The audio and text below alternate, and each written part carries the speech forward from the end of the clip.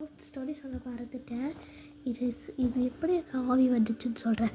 அந்த ஆவி எப்படி வந்துச்சுன்னா, அந்த ஒரு ஜப்பானில் ஒரு பொண்ணு குச்சி சாக்கின்னு ஒரு பொண்ணு இருந்தால். அப்போ சாமுராய் இருந்தான். சாமுராய் குச்சி சாக்கியோட கல்யாணம் பண்ணிக்கிட்டாங்க. கல்யாணம் பண்ணி 2 பேர் நீ ரொம்ப அழகாக இருக்குன்னு சொல்லி பேசிகிட்டு இருந்தாங்க.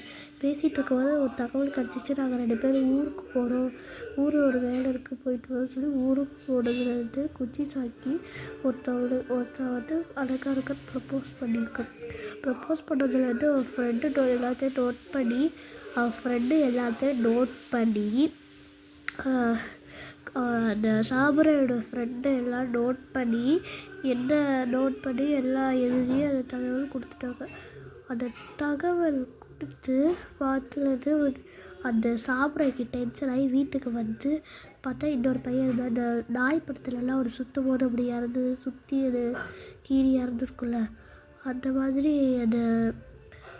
மாதிரி அதை சுற்றி அதை வெட்டி தலையிலே இப்படி தூக்கி போட்டு தலையில் வெட்டி. அப்போ குச்சி சாக்கி என்ன பண்ணியிருக்காங்க, வாய் அப்படியே வெட்டியிருக்கான். நான் ரொம்ப அழகாக இருக்கேன், நான் கண்ணாடிட்டே பேசுகிறேன், அழகாக இருக்கேன்னு சொல்லி அப்படியே அங்கேயே இறந்துடுறேன். அங்கேயே இறந்து ஆவி எல்லாரையும் குழந்தைகளை கொலை பண்ணி, ஜப்பானில் இருக்கிற குழந்தைகளை கொலை பண்ணி இந்த மாதிரிலாம் பண்ணியிருக்காங்க. குச்சி சாக்கி போனார். இப்போ எப்படி கன்ஃபியூஸ் பண்ணுறது, இதுலேருந்து எப்படி தப்பிக்கிறதுனா, நீ ஏதாவது ஒன்று சொல்லிடுங்க. என்ன சொல்கிறேன்னா, நீ அழகாவும் இல்லை, நீ நல்லாவும் இல்லை அப்படி சொல்லி நீ எனத்தையும் பேர் என்ன அது என்ன கன்ஃபியூஸ் பண்ண மாதிரி கேட்டுட்டு அந்த மாதிரி பண்ணியிருக்க. இதுதான் குச்சி சாக்கி தப்பிக்கிறது.